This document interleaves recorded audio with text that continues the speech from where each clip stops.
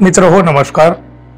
महायुतीच्या नावानं तीन प्रमुख पक्ष एकत्र सरकारमध्ये जरी असले ना तरी या महायुतीत सुरू असलेला संघर्ष लाथाळ्या थांबायचं काही केलं नाव घेत नाही, उलट वरचेवर या संघर्षाचा भडका वाढताना दिसतोय। एकीकडे भाजप शिंदे गटाला दाबतोय तर दुसरीकडे शिंदे गट अजित पवारांच्या पक्षाला पाण्यात पाहतोय। एकनाथ शिंदे गट आणि अजित पवार यांचे राष्ट्रवादी यांच्यामध्ये कधीही एक दिवस चुकून सुद्धा सलोख्याचं, आपुलकीचं, जिव्हाळ्याचं, प्रेमाचं नातं अजिबात निर्माण झालेलं नाही। सरकारमध्ये हे दोन्ही पक्ष एकत्र असले तरी एकमेकाचे पाय ओढण्यामध्ये या दोन्ही पक्षांनी धन्यता मानलेली आहे। अशा परिस्थितीत महायुती आता स्थानिक स्वराज्य संस्थांच्या निवडणुकीला सामोरं जाणार आहे। या अशा अंतर्गत लाथाळ्या करीत अहो कसं शक्य आहे या निवडणुका वेगवेगळ्या लढायच्या की एकत्रित लढायच्या हे अजून निश्चित झालं नाही। भाजप तर स्वबळावर लढवण्यासाठी अधिकाधिक अनुकूल आहे। एकंदर वातावरण जर पाहिलं ना तर महाराष्ट्रातील तीनही पक्ष स्वबळ आजमावून पाहतील असं चित्र आज तरी निश्चित दिसत आहे। महायुतीतल्या अंतर्गत भांडणाचा फायदा महाविकास आघाडीला होऊ शकतो।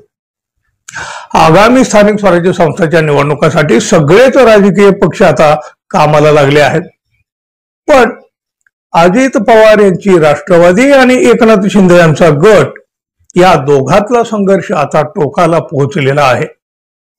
एकनाथ शिंदे गटाचे मंत्री भरत गोगावले आणि आमदार महेंद्र दळवी यांनी बघा स्थानिक स्वराज्य संस्थांच्या निवडणुकीत राष्ट्रवादी काँग्रेस सोबत लढणार नाही असं स्पष्ट करून टाकलं आहे, अगदी जाहीरपणे उघडपणे।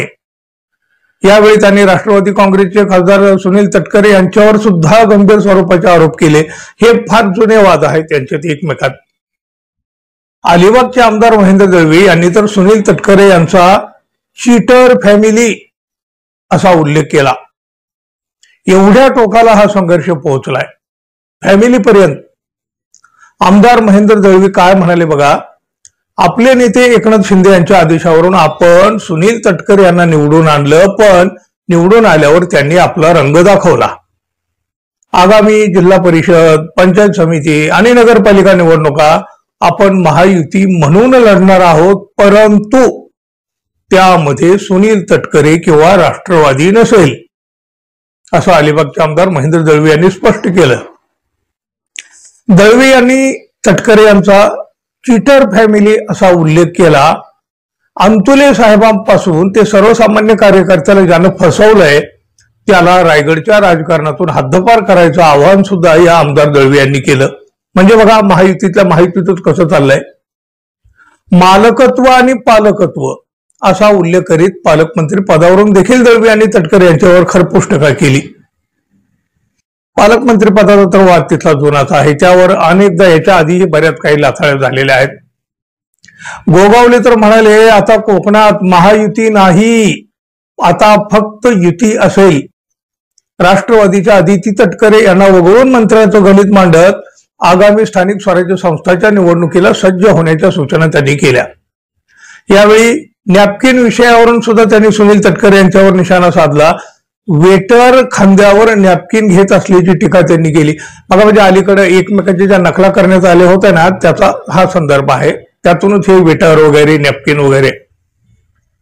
एकनाथ शिंदे गटाचे मंत्री गोगावले आणि अजित पवारांच्या राष्ट्रवादीचे प्रदेशाध्यक्ष सुनील तटकरे यांच्यामध्ये संघर्ष हा जो चालू आहे आता तो आता भलताच भडकू लागल्याचं दिसतोय। पालकमंत्री पदावरून तर आधीपासून वाद आहेत, आता आगामी स्थानिक स्वराज्य संस्थांच्या निवडणुकीत एकमेकाचे उत्ते काढायची तयारी या दोन्ही गटांनी केलेली दिसते। अशाच प्रकारचे संघर्ष तालुक्यात देखील आहेत, तालुका पातळीवर आहेत, जिल्हा पातळीवर आहेत, कुठं उघड आहेत तर कुठं लपून छपून चाललेलं आहे, पण कुरघोड्या कपट कारस्थानाचं राजकारण सगळीकडे सुरू आहे। त्यामुळं महायुतीचा बोऱ्या वाजणार की काय या आगामी स्थानिक स्वराज्य संस्थांच्या निवडणुकीमध्ये पाहावं लागेल। आपण पाहूया आता काय या निवडणुका फार लांब नाहीत, कोर्टानं तर 4 महिन्याच्या आत निवडणुका घेण्याचे आदेश दिलेले आहेत। आता निवडणूक आयोग कामाला देखील लागलेला आहे, त्यांनी राज्य शासनाला काही सूचना सुद्धा केलेल्या आहेत।